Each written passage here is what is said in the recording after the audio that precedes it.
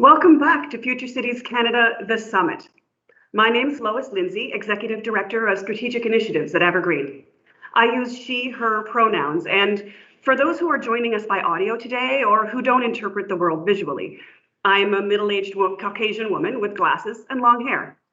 I'm a settler connecting today from Treaty 13, space that is governed by the Dish with One Spoon Wampum Belt Covenant, an agreement to care in a good way for the people and resources of the Great Lakes region. We're very grateful to have the opportunity to work in the community and on this territory. I'm also speaking to you today from our offices at Evergreen Brickworks in the heart of the Don Valley. Joining me today is Naki Osute, Associate Vice President, Social Impact Canada for the Global Corporate Citizenship Department at TD Bank, to help us kick off our first TD Future Cities Speaker Series session for the year. Welcome, Naki. Thank you so much for joining us. I'll let you introduce yourself. Thank you so much for having me, Lois. And I'm really thrilled to be here. As Lois shared, my name is Naki Osute. I'm also here in the land governed by Treaty 13.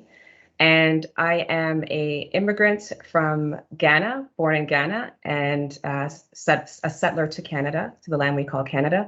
In this geopolitical context, I would identify as a Black woman, but I also am very keen on identifying as an African woman as well. I'm sitting here with you in my dining room. Behind me, you'll see a piece of artwork that is actually ancestral fabric. So, you know, this notion of ancestor is very important to me in the spaces and places that I make for myself. So really thrilled to be here today. Thank you. What a beautiful introduction. Thank you as well to take the time. We know that we wish we could be together in person at the beautiful TD Future Cities Centre space today at Evergreen Brickworks in Toronto. However, we are thrilled that we've been able to work together to convene these important conversations virtually. Naki, I wonder if you could tell us just a little bit about why the TD Future Cities Speaker Series began in the first place. Yeah, you know, the relationship between TD and Evergreen goes back 20 years. And as our relationship evolved, so did our respective ambitions. In 2018, we launched the TD Ready Commitment, our global corporate citizenship platform, which aims to open doors to a more inclusive and sustainable tomorrow. And it was around that same time that we supported the launch of the TD Futures City Center, which hosts this speaker series. And the speaker series was created to provide a platform and an opportunity to hear about solutions creating more equitable, regenerative, and prosperous cities from brilliant people who have spent a lot of time thinking and working around these issues. So the fact that these events are always free and open to the public is really important to us at TD as well, because we want to ensure that, you know, many people have an opportunity to hear these fresh insights and new approaches from speakers. So although we're not able to gather in person, it's great that we're able to gather in this virtual format so we can continue these conversations. Thank you. So important to be able to keep that momentum going. Today, the focus for the talk will be on issues that are stemming from inequality in arts and culture, and how we design and build our cities and our public spaces to be truly inclusive. The talk will, we hope, shed light on the challenges, but also the benefits of what it really means to be inclusive and what it would genuinely take to generate a more open, diverse, and inclusive society. So a broad subject, a rich subject. Naki, I'm curious, what are you most looking forward to learning about today? There's so much. I mean, I'm always looking for opportunities to learn, and this speaker series is definitely one of them. I think, you know, the panel that we're about to hear from is incredible. It's wonderful that we've got Joy Bailey-Bryant here with us today. I was so excited to learn of her appointment to the role of President of Lord Cultural Resources earlier this year, and I'm so keen to hear about her people first approach. Dr. Nagam's artistic practices bridge so many different dimensions: activism, public art, digital technologies, so timely and relevant. And I also really appreciate the work that Will Kwan is doing to build inclusive parks, especially the questions that his work is asking of all of us. Of course, I'm especially excited to see Sean Lee here representing Tangled Arts, which an organization TD has been supporting over the years through the TD Ready commitment to help remove barriers to artistic engagement of MAD, deaf, and disability identified artists, audiences, and arts leaders. But Lois, more broadly, we are at a critical time to discuss the role of arts and culture and also the use of our public spaces. This past year has been a dramatic year for the arts and cultural sector, who has really suffered as a result of the pandemic. We've also lost use of many of our public spaces, and we saw how the pandemic exacerbated existing inequalities. It's also been an intense year, dominated by a global and ongoing important conversation about systemic discriminations and racism of all forms. And as we're slowly getting back to something that resembles social life of the past, we know we need to draw on the lessons of this past year. So it's my hope that the TD Future Cities Speaker Series will offer that space for leadership and creative approaches to revive the sector and to propose alternate visions of hope that will foster a more inclusive and equitable urban future. Absolutely. There is a beautiful, hopeful vision of the future. Feels like it really underpins this entire conversation, and such an amazing panel as you've highlighted, and a timely conversation. So without further ado, I'd like for us to get started. Before we dive into hearing from those speakers, we did want to share just a few highlights from some of the talks that we presented last year as part of the TD Future Cities Speaker Series, supported by TD Bank Group via the TD Ready commitment, as you've noted. So in the clip that's coming up, we will be hearing from a range of folks: Indigenous architect Selena Martinez, Indigenous architect and professor Wanda Della Costa, Jamie Bennett, director of Art Place America, New York City Parks Department Commissioner Mitchell J. Silver, and photographer Ed Bertinsky, a great panel at that time as well. So with that, Naki, thank you so much for joining us today. Enjoy the session, and all the best. Thank you.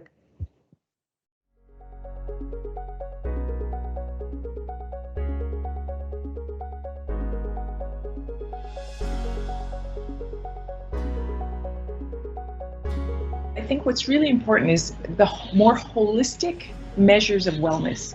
What does well-being look like to different cultures? Does it integrate spirituality? Does it integrate emotional health? Does it integrate environmental health? And I think for Indigenous people, because we have this belief in relationality, the connection with Mother Earth, the connection with, fellow communities of color, not of color, I think there's a beautiful approach to, or a different approach to looking at city making that's very inclusive, it's very participatory. Design literally surrounds us, and all these objects around us, the rooms that we're in, the landscape that surrounds us, whether it's accidental or intentional, it's all by design somehow. So I think just that's really the goal, is to bring that greater awareness that design is around us and we're actively participating.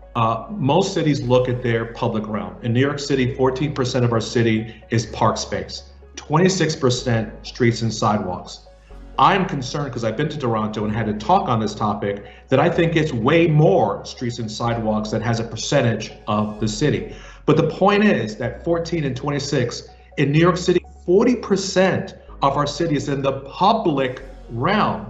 But somehow we've given and defaulted it to cars and parking. And that has got to change, particularly in the age of COVID. When people say, I don't have any land to acquire, I said, if you have streets and you have sidewalks, then you have a park. In many ways, I could sit across from a corporate leader or a government and say, I'm an advocate for sustainability, aren't you? And, and all of a sudden we're all pinned down, like the whole planet is now, pinned by this virus. And in a way, we've been pinning nature back, or pushing nature back for the last few centuries, or for quite some time now. And there's kind of been a kind of a reset, a rethink about, well, nature can't be ignored. I mean, it's a powerful force, and this is, what can happen. But how do we get back to those more sacred deep meaning and deep filled landscapes that connect us with who we are as people and our relationship with the earth. And so I think that's what I think about when I go to the notion of public space.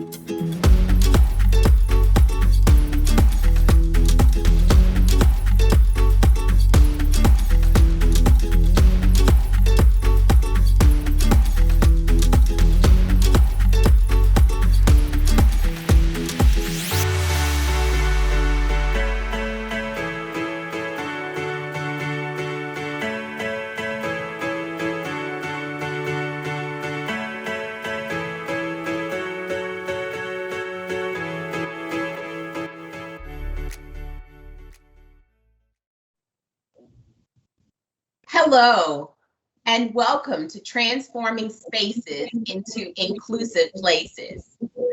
My name is Joy Bailey Bryant, and I am president of the U.S. company of a firm called Lord Cultural Resources. I use she, her pronouns, and I am a Black woman in my early 40s with Black hair with a blonde patch in the front.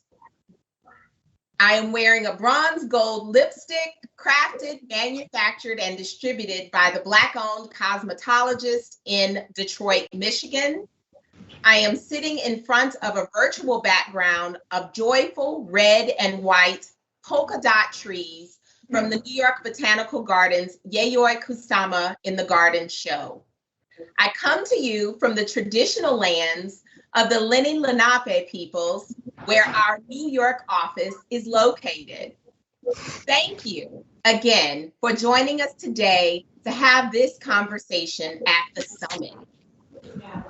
We know that the work of transforming spaces into inclusive places is most important. In today's panel, we will focus on issues stemming from inequality in arts, culture, and how we design and build our cities and public spaces to be more inclusive. We'll talk about what it means to be inclusive. What is that word? And what it really takes to generate an open, diverse, and again, inclusive society. Inclusivity is at the heart of everything that we do at Lord Cultural Resources. We are a consulting firm that works only with arts, artists, and cultural assets like gardens, parks, museums, and libraries to ensure that they are truly assets to the communities they serve. And what are communities but people? Our approach is people first, and people are at the center of everything that we do. In these crucial moments of change where we're still living through a triple event, the COVID-19 pandemic, racial and social justice movements around the globe, resulting financial crises, and now the evolution out of all of those things.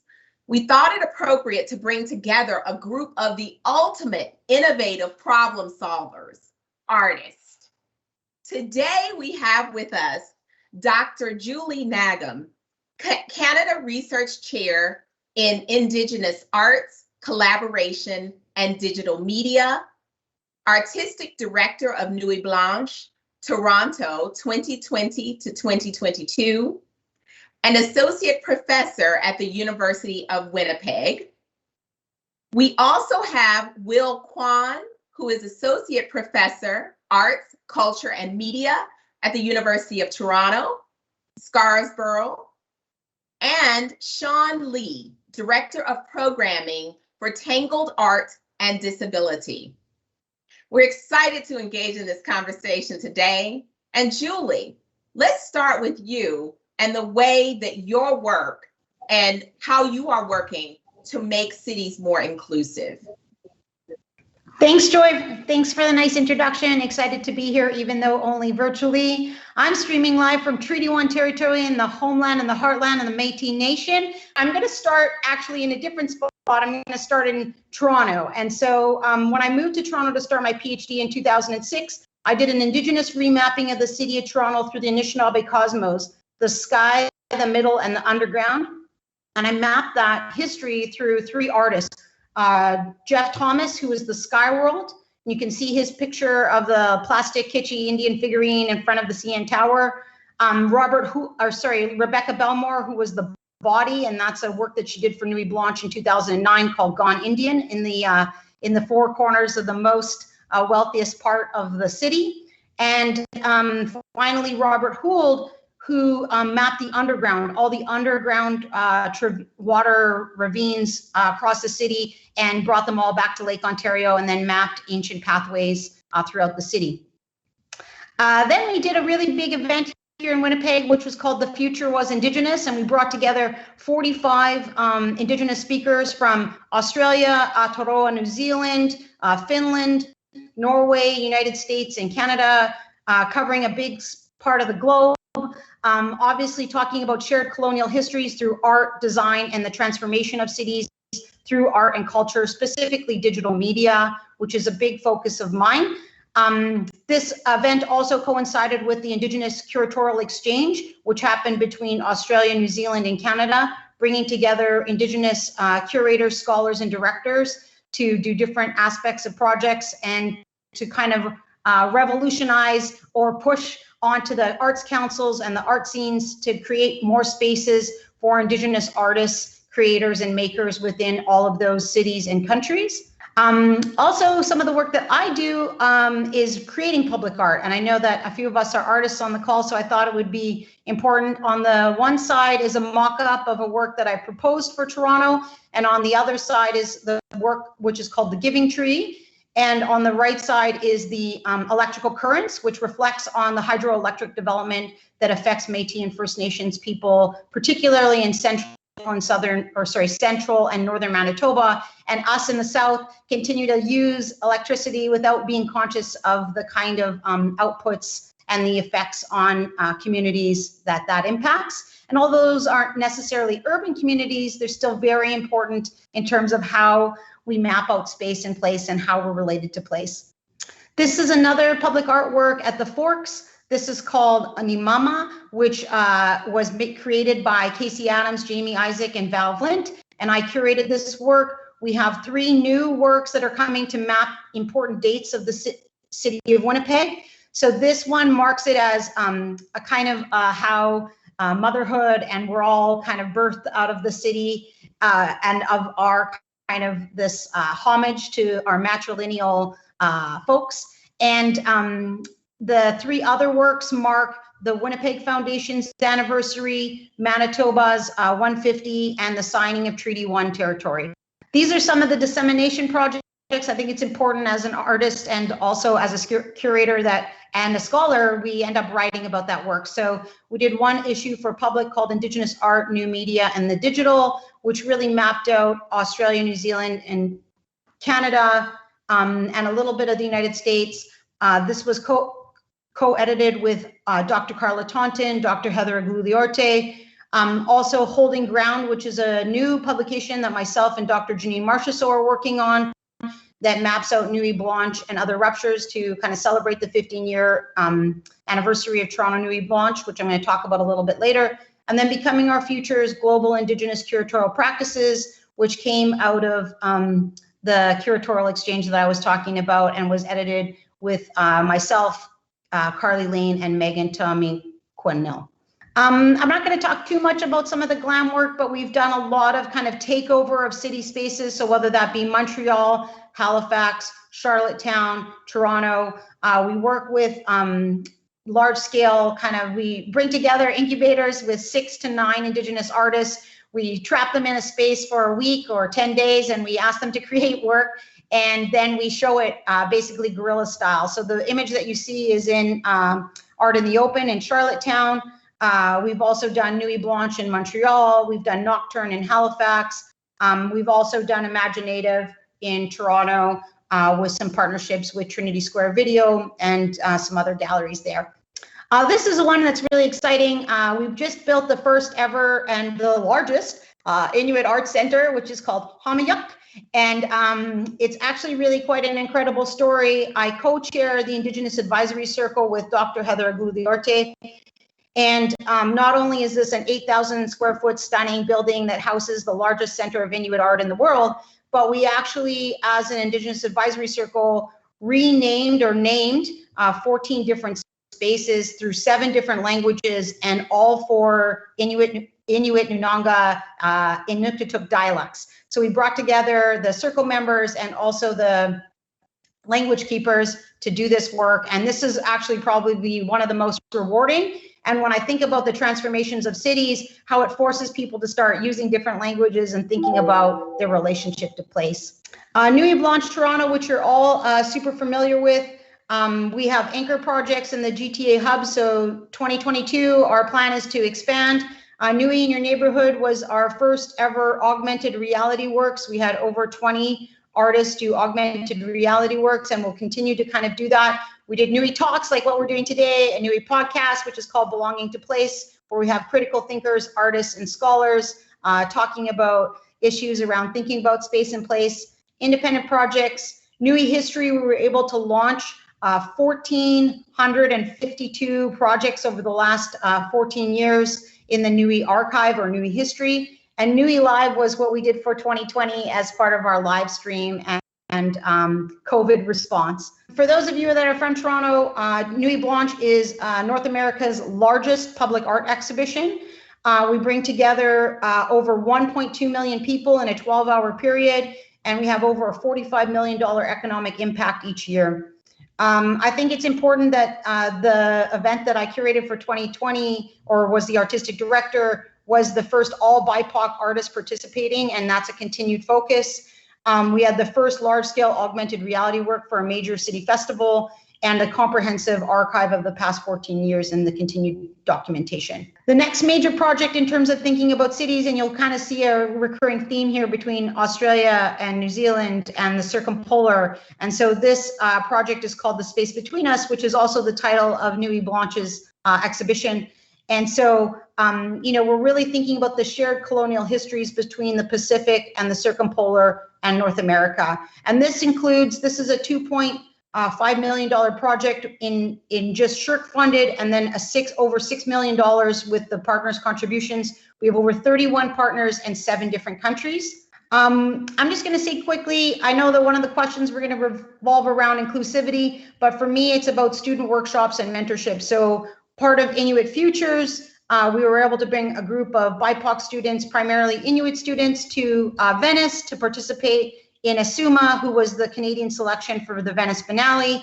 And then we also brought back students quickly as the pandemic quickly started and all the borders started to shut down. A bunch of students to Sydney, Australia for an Indigenous methodologies workshop, which you see here.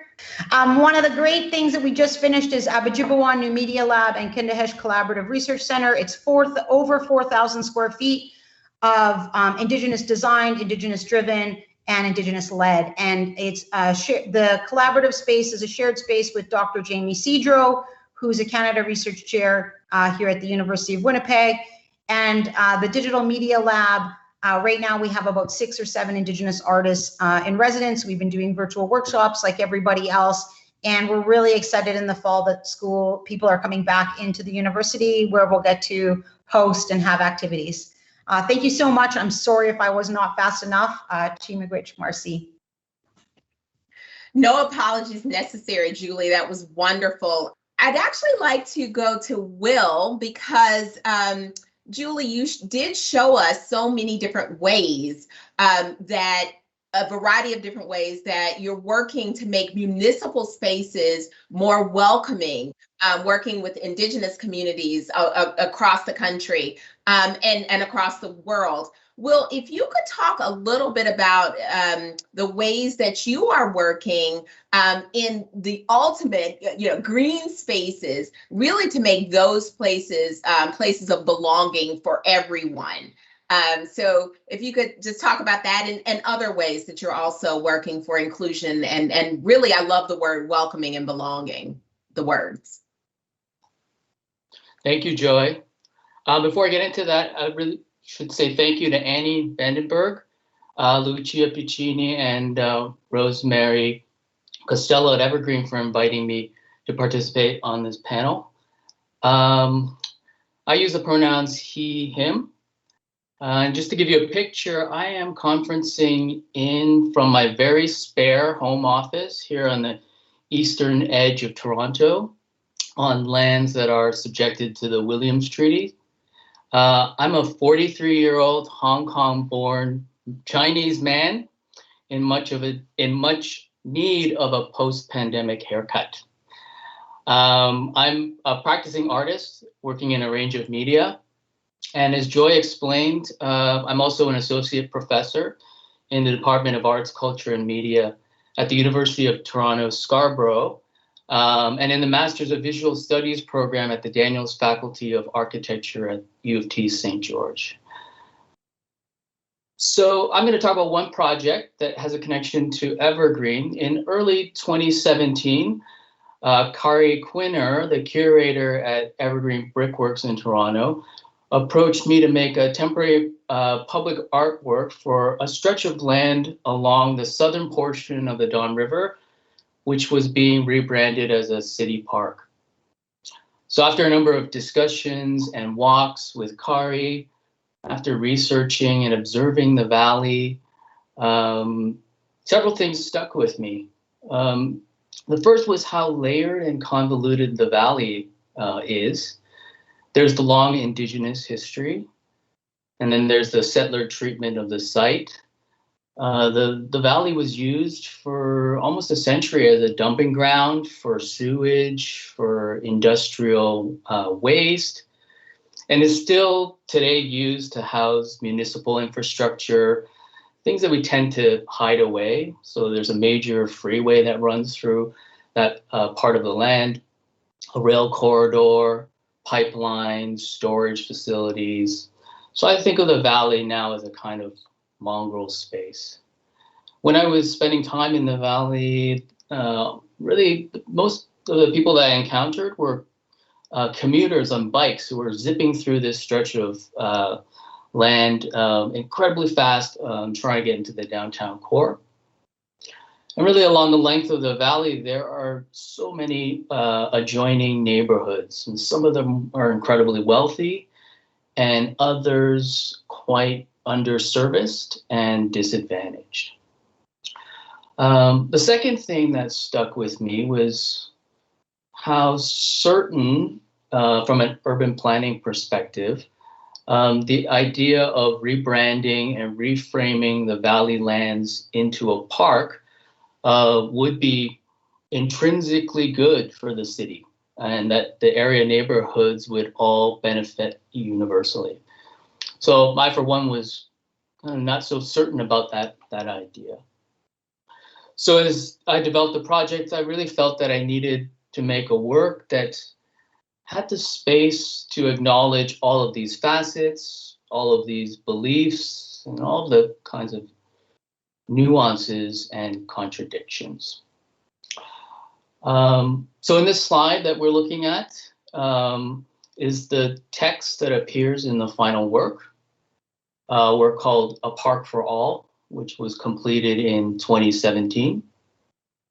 The final work is a approximately 450 meter long mural that is installed on a retaining wall along the Don River, running parallel to a trail, and all of this is in the southern section of the valley where the Don River has been straightened and flows into Lake Ontario. So I have some pictures to show, and then we'll look at a short video that will give us an aerial perspective of the work, because it's a work, because of its length, very incredibly difficult to document. So this first image we're looking at is more or less at eye level from the trail on the western side of the Don River, looking across the river towards the retaining wall. Beyond the retaining wall is the Don Valley Parkway, which is a major highway that runs north-south through the city and up into the northern suburbs. On the retaining wall, you'll see the text painted in a bright blue. And there's a number of sentences, short fragments that we saw in the first slide. This is a wider shot, give you a sense of scale. This is a section that's further south. In the background is a large hospital that's just south of a park called Riverdale Park in Toronto. This is actually taken from the perspective of a drone, and we'll look at that video in a second. So this is a slightly higher angle, and you can see a slightly better view of some of the sentences that are painted on the retaining wall. Next slide.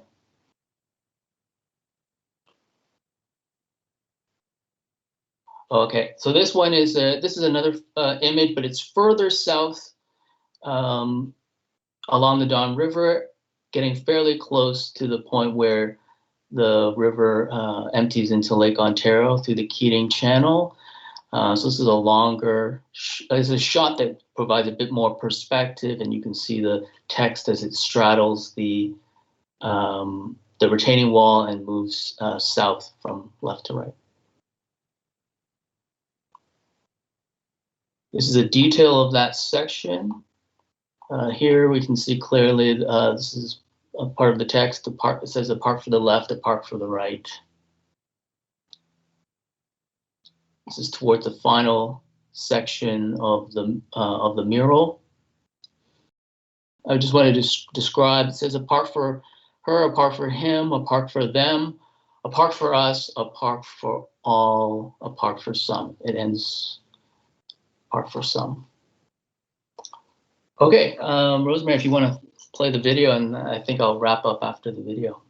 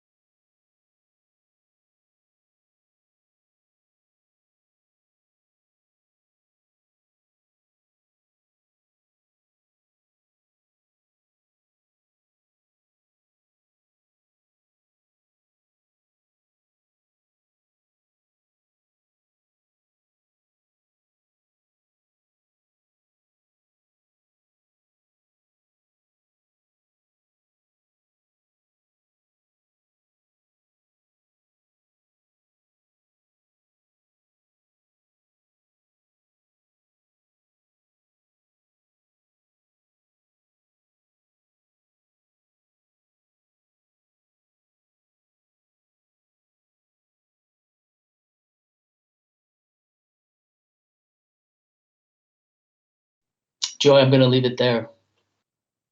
Thank you, Will. That was wonderful. I could imagine myself being transfixed for hours, just moving along that space. It's really, really wonderful. Thank you for sharing that. And later, I have to say, I would love for you to share in the Q&A as we're talking, what's been the reaction to that work. So we could talk a little bit about that. Okay. Our next, thank you. You have to remind me. I highlighted it. Our next panelist, Sean Lee, provides a great segue from this transforming green spaces and waterways through public art. And Sean actually works really hard. We have this thing in the US where we call IDEA, inclusion, diversity, equity, and accessibility. And one of the things that's a problem is that the A, accessibility, is often on the end. Sean makes sure that accessibility is first. Sean is a great artist and is going to talk to us about Cripping the Arts and the Cripping the Arts Symposium. And we'll actually explain, I think, further unpack CRIP. Right, so excited to hear about that. And without further ado, Sean Lee, please do go forward. Thanks so much, Joy. I'm coming in from Treaty 13, Toronto or Takaranto, the traditional territories of the Anishinaabe, Haudenosaunee, and Mississaugas of the Credit. And as Joy mentioned, I'm Sean Lee. I use he or they pronouns. I'm East Asian, I'm Chinese with kind of light skin, and I'm someone who's visibly disabled. My back curves, my shoulders aren't even, and if you met me in real life, I'm quite short. I've got kind of long, what I call pandemic hair at this point. It's long, it's black. It used to be a cropped haircut, and after a year and a half of not leaving my house and not getting a haircut, it's come down to my shoulders. And I'm wearing these kind of like steampunk glasses. They're green with gold rims that float on the frames. I'm in a black t-shirt. And I'm in my dining room. There's a painting. It's kind of a blue abstract painting in the back, and a couple of books on a shelf. And otherwise, it's a relatively nondescript white room. And I guess I want to actually just take a minute to reflect on that protocol I just took, which was the self-description when I introduced myself. In that self-description, folks might have noticed that I very intentionally named my disability, and I think I did it as a political action. Since the pandemic began, I think a lot of disabled people have provided similar self-descriptions when coming together on Zoom or other digital platforms. And I feel like we do this as a way of mitigating the normative assumptions of who is present and participating in these spaces. You know, self-description just being part of a host of cultural practices that have been created and established by and for disabled people to really hack the lack of accessibility on these digital platforms. And Access has a lot of political histories. They've been driven by disabled people. And I think that's what I really want the crux of what I speak about today to be, because as disability justice activist Mia Mingus kind of explains, accessibility is really a concrete way of resisting the isolation of disabled people. I think it really plays like a very distinct role in establishing like new ways of configuring this social world that we live in, and one that actually might desire disability differently. And as the director of programming at Tangled, we operate Canada's first disability art gallery that's dedicated to exhibiting works by mad, deaf, disabled artists, and also advancing accessible curatorial practices.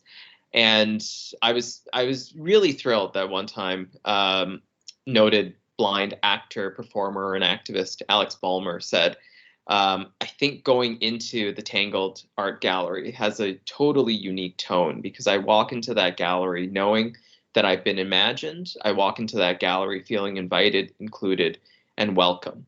And I think that's where I want to begin with this Cripping the Arts Symposium. The word crip coming from a reclaimed language, and in this case, cripping kind of takes note from disability scholar Kelly Fritch's definition of cripping as opening with desire for the way that disability disrupts. So if we could go to the next slide. I want to start with this image. It's a performance still from Cripping the Arts.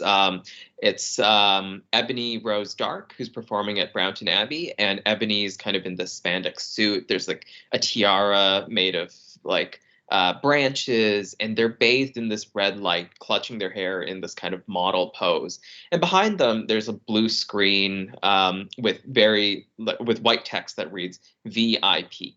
And I think although the VIP acronym is most commonly associated with the words very important person, Ebony's subverting that acronym with their own experience as a visually impaired person and kind of conflating the two. And I think that's where I want to start, is with this idea of desiring disability. So if we go to the next slide. At the Cripping the Arts Symposium, which was a symposium that brought together artists and activists and academics to think and debate and dialogue around the development of disability, deaf, and mad arts. As part of the symposium, what was developed by Ryerson University, Eliza Chandler, alongside a number of other academics, was this idea of an access guide. And an access guide takes its cue from what we call a visual story in relaxed performance, in which how you arrive to the space is kind of storied. The guide typically includes descriptions of the space, what will happen in the space, and what folks who are visiting can expect when they arrive. And so this is a page out of it. It goes into detail around explaining, you know, what is the symposium, what is Cripping the Arts, what is the land acknowledgement. All these details really signal that we anticipated and desired participants, particularly those who are maybe often excluded from events because of intersecting systemic, structural, and attitudinal barriers. And the access guide, I think, really was developed because this is the 2019 iteration of Cripping the Arts was the second one.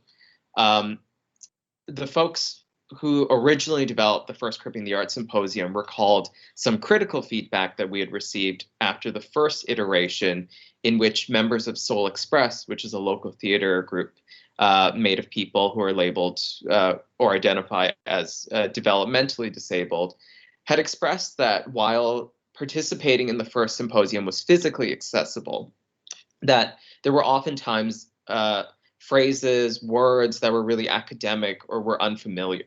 And so that was the impetus to create this access guide. If we go forward to the next slide. Next slide. These are some of the ways that Cripping the Arts was really, the access guide was really trying to demonstrate how one could experience Cripping the Arts in a way that was accessible. So it included graphic drawings of, you know, ideas like Crip Time, in which folks can take their time and be themselves in a space. What does live captioning and transcription look like? What is a visual recorder? A visual recorder being kind of a graphic notation of the symposium details or debates or panels that were happening. And if we go to the next slide, and one more actually. There was even a glossary of terms that were written in plain language to help folks to become better acquainted with new words or relevant words that might come up in the symposium. And really, I think it was a really powerful demonstration of disability solidarity. You know, it explained what a panel is. This access guide explained, you know, what does it mean to provide your pronouns, or that, you know, there would be, as part of the symposium, a free buffet lunch that everyone is welcome to access. And, you know, I think really what this program was trying to do was to ground in an anti-assimilationist politic. It was centering different ways of communicating, exchanging, and delivering ways of knowledge within spaces that are traditionally expecting normative participation. And I think this access guide was really powerful for my understanding of how an aspect of accessibility, like the visual story, could be integrated into the very aesthetic of the program that was created for this symposium. And although I think it was a really successful piece, Eliza Chandler wrote in a reflection on Cripping the Arts that perhaps this doesn't even go far enough. That although this access guide really provided a way to center disability experiences, it didn't necessarily change what the access was providing. It didn't, sorry, I'll say that again. It didn't provide what that accessibility gives us access to. Because although words are provided, a glossary of terms is provided, although how you navigate the symposium is provided, we perhaps didn't commit ourselves to being differently. And as Indigenous disability activist Elwood Jimmy would say, it didn't ground ourselves in ways of being differently. Perhaps it only gave ourselves ways of doing things differently. And so I want to leave with a word that that Elwood Jimmy provides.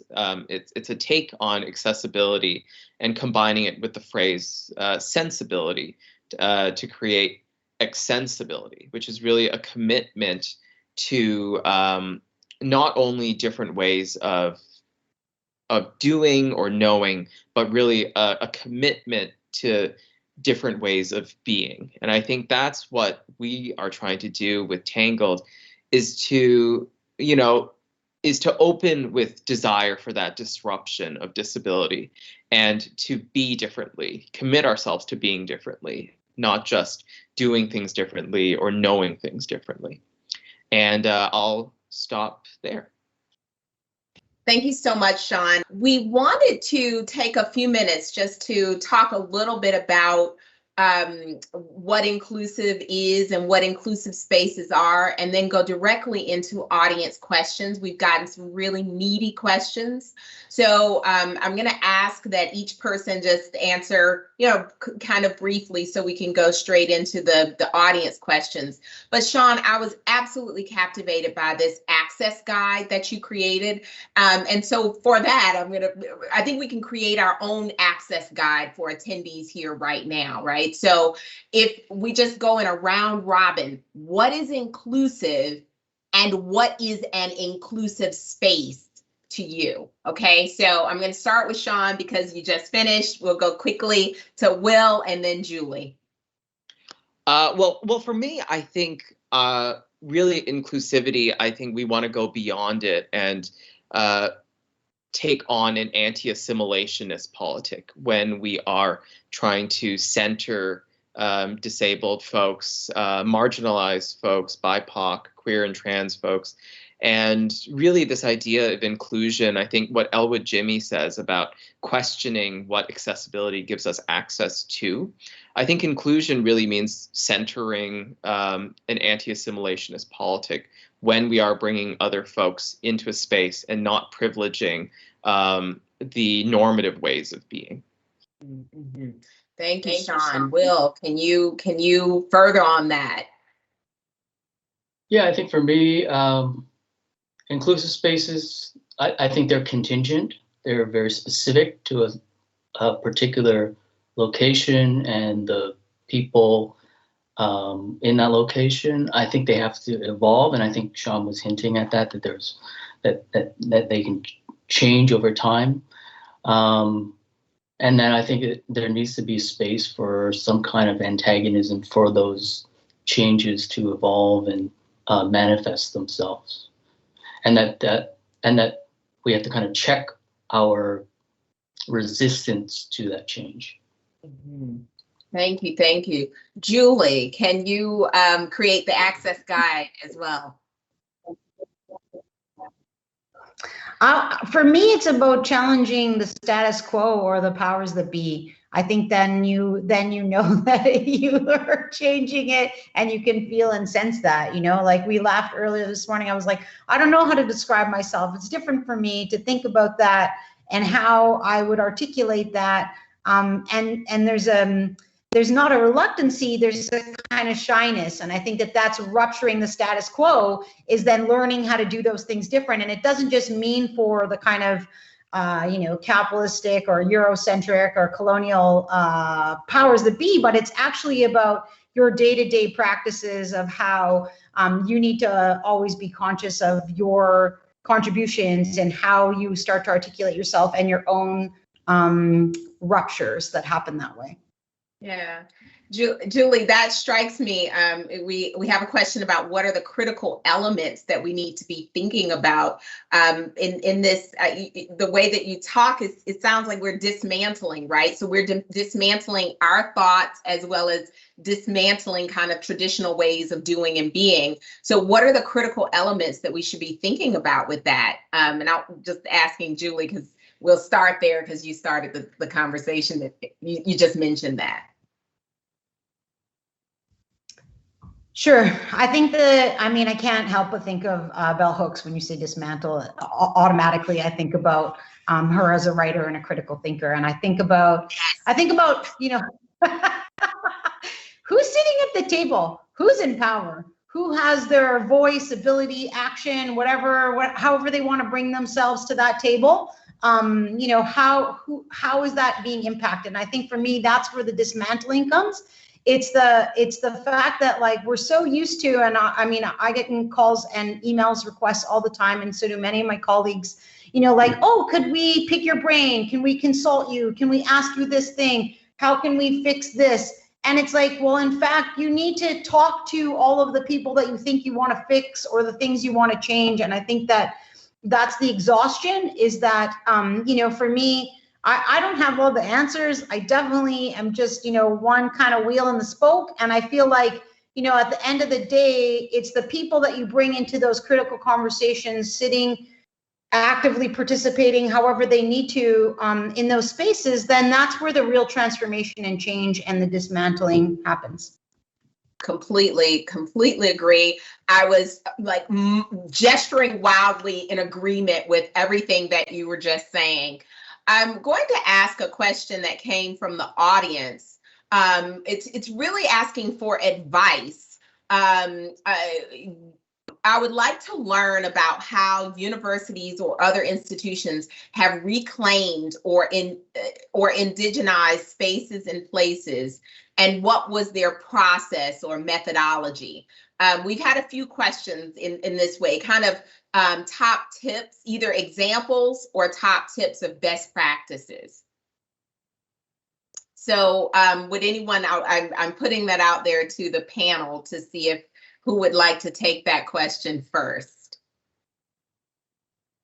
I think this is a tough question, and I think it just goes back to what I was saying earlier about, bringing those right people into the space to have those conversations, whatever they look like, whether they're actions or artworks or, investigations. I think that it's really hard. University of Winnipeg is leading the country in indigenization and decolonization. We are the first university to have a required Indigenous course requirement. We had an Indigenous advisory circle almost 10 years ago. We've basically had an Indigenous VP and an academic representative for a long period of time as well. Those are all institutional structural changes that have happened within my institution. Plus we have 3 Indigenous Canada research chairs. We're all women or women identified. I think that, for the Winnipeg Art Gallery, I talked a little bit about the Indigenous Advisory Circle. And here's the thing, it's like, here's the best practice. You can't do that work. You need to engage people in leadership roles that can do that work with you and work with your institution. And the biggest thing is you have to relinquish control. And lots of institutions aren't interested in doing that. And I'd say the success that has happened, we had an Indigenous president at the University of Winnipeg. I also used to work at OCAD University, where we had a really strong Indigenous visual culture program, one of the leading ones in the country. And, the same thing, it's the president or the upper administration needs to relinquish that control, to give up that space in a way to then start thinking about how to do that work. And I would say the biggest challenge isn't necessarily only your upper admin or your people in power. It's actually your frontline people. And I know that has a different connotation now with COVID, but when I say frontline people, I mean the people that work at the security, the gift stores, the people that are student advising, all the people that actually students and individuals have contact with. And I think a lot of time people forget those day-to-day encounters are probably the most difficult and can be the most offensive or challenging for the student body or for people coming into those institutions. So I think that it's really important. I know from the back end of being excited, oh, we're doing this and we're doing that, and I'm so happy, and this is all falling into place and we're getting the support. But then, listening to all the students that I put into education positions, having to deal with a lot of negative and racist comments coming from the volunteers, and those are people that, again, still good intentioned, but just struggling in terms of the context of what's happening in the world, if that makes any sense. So that's a really complex answer, but you asked a really difficult question. And I feel like there's not one answer and there's no best practices, definitely not. No, I agree. And it's just like that dismantling. We're all learning as we go. But we also, I think that the first thing you said, it's that brings to mind that, nothing about us without us, right? So everybody has to be sitting at the table. If you're going to talk about me, I need to be sitting there making decisions too. Here's another question from the audience. This one is specifically for Sean. What are your favorite examples of accessible or conscious design in the world?